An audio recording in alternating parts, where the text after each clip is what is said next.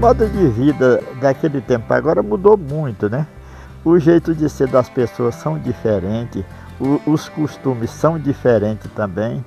Mudou muito as brincadeiras de hoje em dia, a diversão que as pessoas tinham antigamente para as que eles têm hoje em dia. Foi uma mudança radical.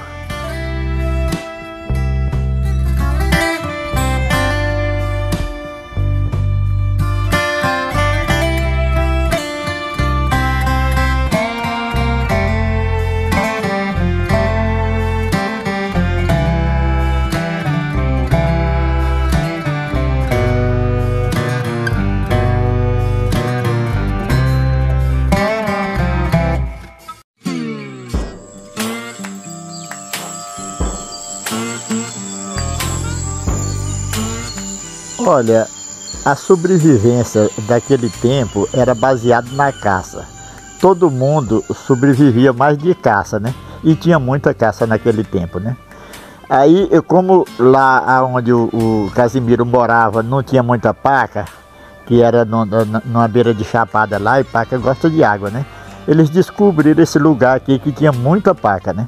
Mais ou menos 43, porque o Zimiro veio em 41, né? Em 43 veio os outros vizinhos dele, né? E fizeram a abertura, aí começou, né? Fazer uma moradia aqui, né? Com a vinda do Casimiro para cá, os vizinhos dele, mais ou menos, viram que a terra era muito útil aqui para a agricultura, né? E começou a vir, vieram três famílias e ficaram junto com ele aqui, começaram a fazer a abertura, aí surgiu o garimpo do Chiqueirão, né? Quando surgiu o garimpo do Chiqueirão, fizeram uma estrada passando por aqui, por dentro, né?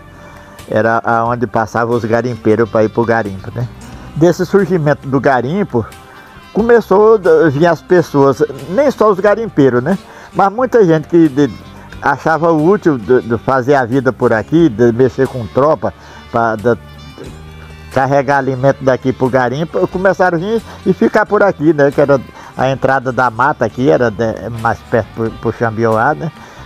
Até por volta de 1960, a gente considerava aqui 60% só de maranhense, né? Tinha pouca, eu acho que não era nem 40% direito de outros estados, né? A maioria era só maranhense, né? Aí daí começou a povoação do povoado, né? Não tinha outro meio de transporte, né? Uma pessoa ia de pé, porque muita gente não tinha o animal, teria que ir de pé, né? Não tinha outra alternativa, não. Daí, normalmente era a tropa e a carga de burro para buscar o mantimento no Grajaú.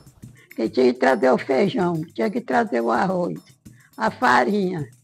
Aí tinha que ser dentro do depósito do animal. E aí o animal carregava, mas era botando a cangainha em cima e botar a carga em cima. Aí foi crescendo o interesse para o animal, que depois quase todo mundo tinha um animalzinho para se comover para um lado e para outro, né?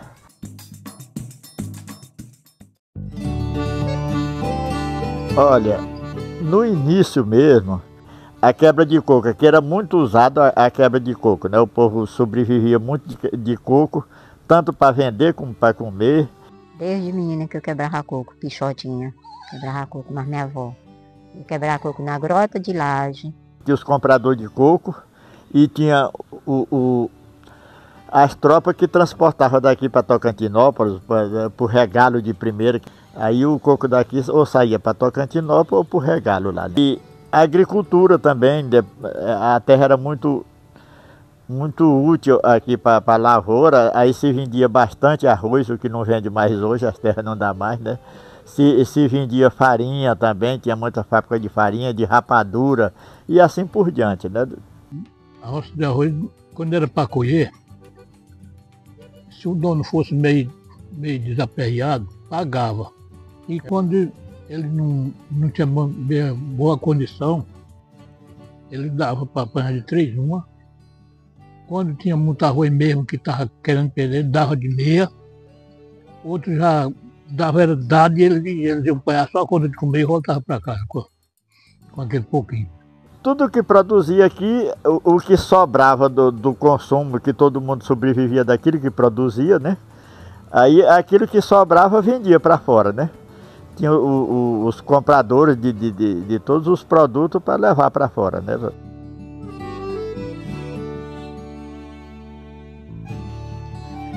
O senhor de Branco, ele foi comerciante aqui, né? E depois ele botou na cabeça de implantar isso lá, né? E lá ele criou uma fábrica de farinha, tudo tocado a água, né? E como chamava minjol de pisar arroz, né? Enchia de água e descia a Amazônia de pilão lá, bem, e limpava o arroz, né? Aí todo mundo levava os arroz para lá para não ficar no pilãozinho de mão, né? E também tinha uma roda de puxar água também, era para relar mandioca. Tinha a bulandeirazinha, um varãozão comprido, e a bola sentada naquele varão e a água vinha, rodava a roda d'água e caía a água dentro e aí funcionava. Funcionava bom danado. Nós fizemos muita farinha lá. O trem era mais difícil que hoje vai no mercado, com 2 minutos está em casa. Ou liga no mercado, o mercado vem deixar, né?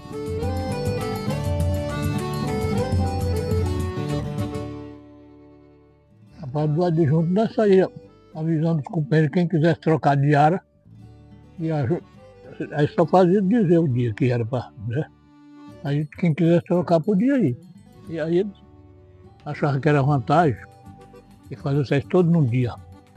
Aí, ó, tal dia adjunto de fulano de tal, ia tudo. Aquela roça fazia num dia. Fosse de qualquer tamanho que ela fosse, fazia num dia, né? No outro dia já estava livre para ir para outro. Favorecia até no negócio do mantimento, né? Porque era só um dia que a gente fazia, né? No outro dia para o outro, terminava, fazia roça para todo mundo, ninguém se estressava tanto para fazer, né? Só botava para terminar num dia. E aquele já ficava ali, já ficava feito para lá. Fazia era uma brincadeira, porque aquela multidão de gente era contando história, era contando fuxico de um para o outro. Aí todo mundo queria se divertir naquilo, né? E era uma prática muito usada aqui, né? Que acabou. Não tem mais não. A educação, como eu falei, era fraca, o pessoal tinha muita vontade, mas as coisas eram difíceis demais bem aqui. Escolinha precária, né? Uma única professora só, a Cosma. Ela foi a minha primeira professora aqui, né? Era no tempo ainda da palmatória, né? Aí perguntava uma coisa a um, aí se ele respondesse tudo bem. Se ele não respondesse, perguntava o outro. Se o outro acertasse, aí vinha e dava o bolo, né? Parece que era assim, agrumento, parece que era. Mas era muito difícil as escolas aqui, né? Hoje em dia não. Eu vou ler na internet, eu pesquiso, vejo, principalmente as matérias, o quanto custa, como eu posso facilitar. Então, hoje em dia o estudo ficou muito fácil para nós.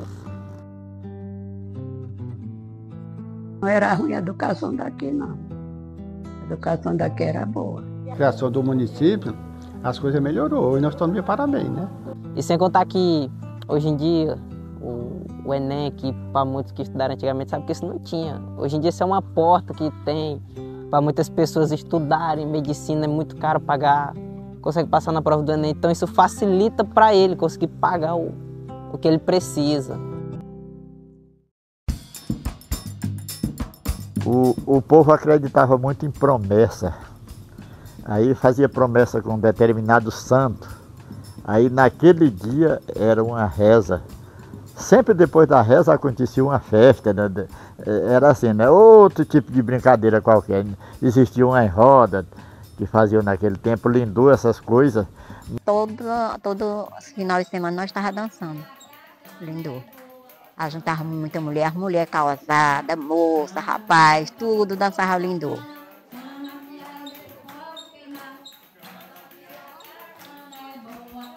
Mas primeiro era a reza, né? A reza do santo daquele dia. E o ano todo era completo de santo, né? Não era todo dia. E tocava cada festona aí, da boca da noite até o dia amanhecer. Aí a gente ficava olhando um pedaço. Era uma festa bonita, o tocador tocava, cantava. E aí é diferente de hoje. Era com lamparina, só que não podia namorar. Não podia sair para fora também. Você estava com calor, mas não podia sair. E não era para enjeitar também, não. Não podia enjeitar. Eles queriam dançar. Não levava a mulher deles para a festa. Aí eu pedia a enfiaria para dançar. Aí proibia. Ia dançar com eles. Era evidente que elas tinham as preferências delas, né? Mas não podia declarar, né? Ah, eu vou dançar com fulano. Não, ela teria que dançar com aquele que chamou ela, né? Mesmo que ela tivesse a preferência dela lá, mas... E ele também tinha que compreender isso, né? Que ela estava ali não é porque quisesse, não, né? Era a lei do momento que fazia aquilo, né? Ela tinha que obedecer aqueles critérios que a sociedade tinha, né? Porque minha avó mesmo dizia, olha, vocês vão para a festa, mas não é para enjeitar não, pode dançar até com bêbado. Podia desobedecer não, porque podia até causar uma briga, que naquele tempo aconteceu demais por causa disso, né? Quando a moça não queria dançar com o cara aprontava lá, terminava dando uma briga, né? Era muito triste naquele tempo ali.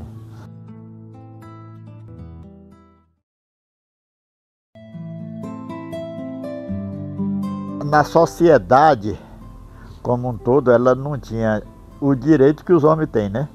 Os homens, por exemplo, o pai de família, ele tinha autonomia para fazer o negócio que ele quisesse, né? Já a mulher dele não tinha, né? A filha dele também não tinha, né? Era uma coisa muito... Assim, hoje em dia não, a mulher faz o negócio que quer, né? O homem não pode proibir, às vezes ela é até mais negociante do que o homem, né? Eu sinto que a mulher é mais livre do que antigamente, porque hoje a mulher, ela tem livre escolha para fazer o que ela quiser, porque antes era totalmente diferente, né? Era uma proibição, ela tinha até em questão de roupa do que ela não poderia usar. E hoje a gente vê que a maioria das mulheres aqui da nossa cidade, elas têm esse, vamos dizer assim, esse direito de escolher sua roupa, de sair com quem quiser, de ir pro barzinho com as amigas, de sair a hora que quer, de voltar a hora que quer. Eu vejo a mulher assim, uma mulher livre. Não totalmente, porque isso não mudou totalmente, né? Ainda existem mulheres que ainda seguem, vamos dizer assim, aquele padrão, né? De ter que escutar o pai ou o marido. Mas a gente vê que em relação a antigamente, mudou. Mas naquele tempo era diferente, né? A mulher não tinha direito de comprar aquilo que ela quisesse, não. Comprar o que o marido quisesse, né? A moça comprar o que ela quisesse, não, tinha que esperar o pai ou a mãe comprar, né? Mas ela mesmo não podia comprar aquilo que quisesse. Às vezes ela preferia, eu queria isso, mas sem a autorização dele não comprava não. Porque até naquele tempo era tudo parado, né? Os recursos não chegavam até aqui, né? O poder público não olhava muito para cá, porque o eleitorado era pouco aqui, né? Não dava muito resultado para ele, né? Investir aqui se os votos eram pouco, né? Com a criação do Estado, e aí todo mundo interessou, né? Porque o poder veio para perto de nós, né? Foi dividido, ficou Goiás para lá, nós ficamos para cá, criamos o nosso poder aqui, né? Aí foi criado o governo, foi criada a secretaria, foi criado mais municípios, né? Seus municípios com seus prefeitos, seus secretários também, começou a desenvolver, né? A partir dessa década, mais ou menos de 1990, começou esse trabalho, né? A gente foi aproveitando o requerimento que tinha na Assembleia de Goiás, trazer ele aqui para o Tocantins e começou o trabalho, né? Rumo à emancipação, né? Nós queríamos porque ficava muito distante de Nazaré, né? Então nós, presos em Nazaré, a senhora vai fazer uma reflexão que é igual nós quando era do Goiás. Para hoje nós ser do Tocantins fechou, né? E quando era do Goiás era assim, né? O Nazaré concordou, mas por umas partes, por outras não, né? que o município não foi feito por onde nós queríamos. Então foi feito por a parte que eles quiseram, né? Então nós ficamos só com a parte que eles deram, não foi que nosso gosto. É que deu muita briga por conta disso. Que nós queríamos até por a piranha, não era? Botaram bem no Carlão. É uma tal de Ladeira Branca. Isso é da Ladeira Branca. Quase que o Ribeirão Manso ficava ainda para lá. O Ribeirão Manso bem aqui. E tivemos que aceitar, porque não tinha outra oportunidade, né? A criação mesmo do município aqui, ela saiu da criação do novo estado, né? Quando o novo estado saiu, já saiu, foi aprovada a lei lá na Assembleia, já criando esses municípios, né? E o Angico estava dentro, né? A emancipação foi importante. Melhorou as estradas, a educação, a saúde, o comércio.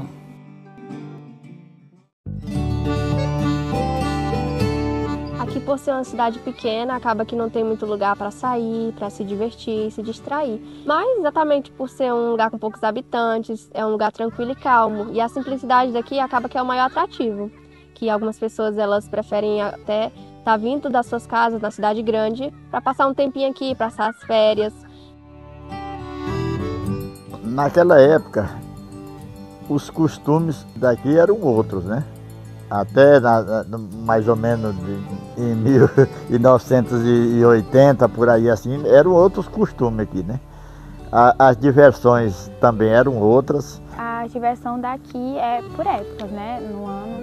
E a cavalgada, as quadrilhas, as praias, que vem logo depois da quadrilha, aí já vai, desce direto para o Araguaia, para o Tocantins. Também os campeonatos. Mas com isso começou a televisão a entrar, mudou muito a nossa cultura, né? Que ainda muita gente só queria assistir televisão, né? Em vez de ir para uma diversão, para um bate-papo na casa de um, ficava na televisão vendo sua novela, vendo um noticiário, e aquilo tirou do povo aquele costume que tinha, né? Daquela cultura. O avanço da tecnologia, da cidade, foi mudando o ambiente. Então, os pontos que nós tínhamos hoje em dia nós já não tem mais, os meninos que iam brincar hoje em dia já não vão mais, optam em ficar em casa, acabaram se dependendo muito da tecnologia. Eu acho até, em certo ponto, prejudicial, né? Porque ela tira muita atenção das pessoas, né? Inclusive na sala de aula, né? Tornou nós muito dependentes dela, a facilitação que nós temos de pedir alguma coisa, de querer alguma coisa, nos deixou muito dependentes. Hoje em dia a gente não quer tanto, o que é fácil para nós acaba descartando, como aprender alguma coisa, que nem um livro. Hoje em dia, antigamente, para me saber sobre um livro, eu tinha que ler ele. Hoje em dia não, eu posso pesquisar, ou encontro alguém lendo sobre o livro, ou encontro o próprio Google. E com essa facilidade que nós estamos tendo, a comunicação também entre pessoas foi diminuindo. Que nem antigamente, para me falar com uma pessoa, eu precisava ir onde ela. Hoje em dia não, hoje em dia eu, da minha própria casa, faço uma ligação e falo com ela. Então acho que isso tornou nós dependentes da tecnologia, facilitou tantas coisas que nós acabamos se acostumando a ela e esquecendo alguns hábitos da vida que nós temos. E assim foi as mudanças de lá até aqui, né? Mas graças a Deus está mudando para o melhor, né? Aquele atraso, velho, já ficou para trás. A gente não vai mais nem atrás dele, não. O que nós tínhamos no passado para hoje em dia já podemos dizer que virou apenas história.